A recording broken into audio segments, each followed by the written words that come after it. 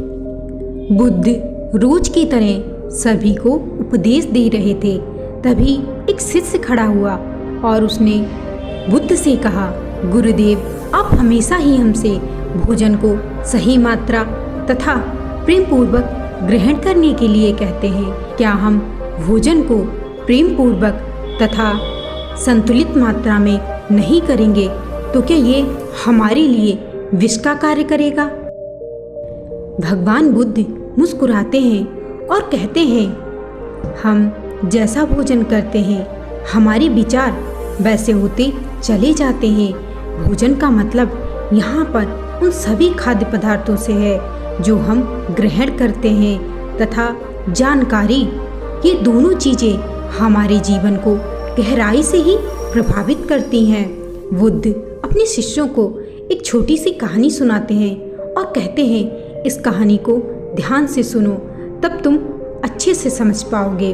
एक समय की बात है, एक साधु जंगल में अपनी कुटिया बना करके रहा करता था। जो व्यक्ति उसके पास अपनी समस्या लेकर आता वह उसे पल भर में हल कर देता। धीरे धीरे गांव के आसपास के लोग अपनी समस्याओं के समाधान को लेकर वहां आने लगे। धीरे धीरे यह बात नगर तक पहुंच गई। साधु की प्रसिद्धि की बात उस राज्य के राजा के कानों में पड़ी। राजा अपनी सेना को लेकर वहां साधु महाराज से मिलने आ पहुंचे। राजा ने साधु से कहा, महाराज, मैंने आपकी बहुत चर्चा सुनी है। मैंने सुना है कि आपके पास हर समस्या का समाधान है, इसलिए मुझे लगता है कि आपकी सबसे ज़्यादा ज़रूरत मुझे है, क्योंकि मेरे राज्य दरबार में वहाँ पर प्रजा हर दिन नई समस्याएं लेकर आती रहती है। आप यहाँ पर क्यों अपना समय बर्बाद कर रहे हैं? आपको यहाँ पर ना ही खाने के लिए और ना ही सही से विश्राम करने के लिए मिलता होगा।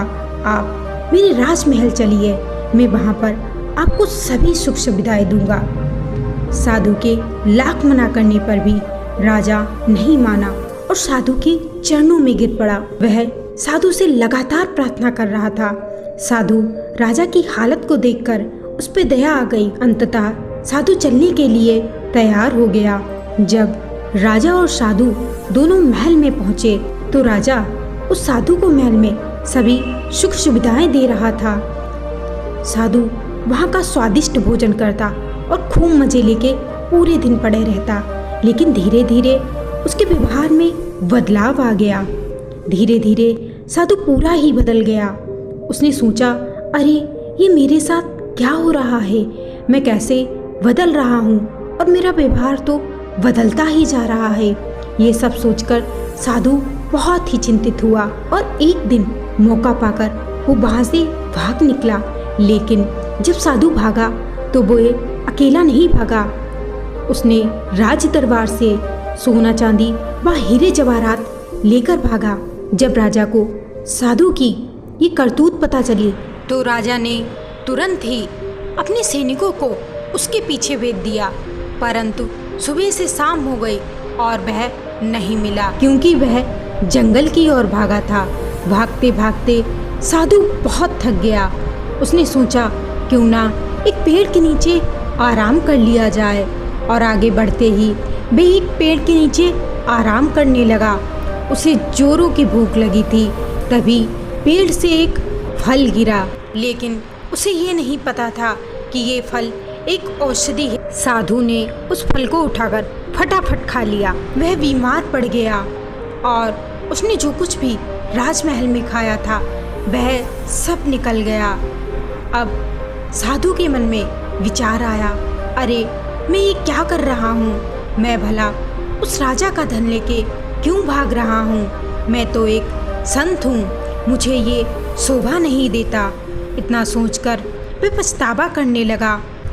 उसने सोचा कि अब वह राजा का धन वापस कर देगा, और देखते ही देखते वह महल की ओर निकल पड़ा और राजा के पास पहुंच गया।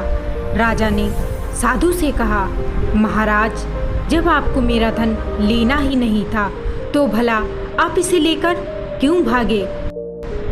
तब साधु राजा से कहता है, क्षमा कीजिए, पिछले कुछ महीने से मैंने आपका ही अन्न खाया है, इसलिए मेरी सोच बिल्कुल आपके जैसी हो गई है। भला हो उस पेड़ का जिसने मुझे वह फल दिया जिसे खाकर मैं बीमार पड़ गया, और मैंने जो कुछ भी खाया था वह सब निकाल दिया। निकालने के बाद मुझे समझ आई कि मैं ये क्या कर रहा हूँ। मैं तो एक साधु हूँ ना, इसलिए हे राजन मुझे क्षमा करें, लेकिन मुझे लगता है आपने ये धन किसी से चुराया है या फिर वसूला है। आपने इसे मेहनत करके नहीं कमाया। इस धन से जो भी कुछ आया और मैंने सेवन किया, उसी से मेरी बुद्धि भ्रष्ट कर दी। कहानी खत्म करने के बाद बुद्ध अपने शिष्य से कहते हैं, जो भी हम ग्रहण करते हैं वही हमारे भविष्य को निर्धारित करता है। इसलिए मैं आप सबसे कहना चाहता हूँ, जो भी आप ग्रहण करते हैं इस चीज़ का ध्यान रखें कि वे कहाँ से आता है। क्या ये पाप से आता है, जलन से आता है, क्रोध से आता है या फिर प्रेम से आता है। इसलिए जो भी आप अपने भीतर ग्रहण करते हैं, ये फिर भोजन हो या विचार, इसलिए जो भी आप ग्रहण करते हैं, भोजन हो या विचार, ये दोनों ही तय करते हैं कि आपका भविष्य क्या होगा। दोस्तों वीडियो अच्छी लगी हो तो लाइक और सब्सक्राइब करके ज़रूर ही बताइएगा। तब तक के लिए जय हिंद, जय भारत।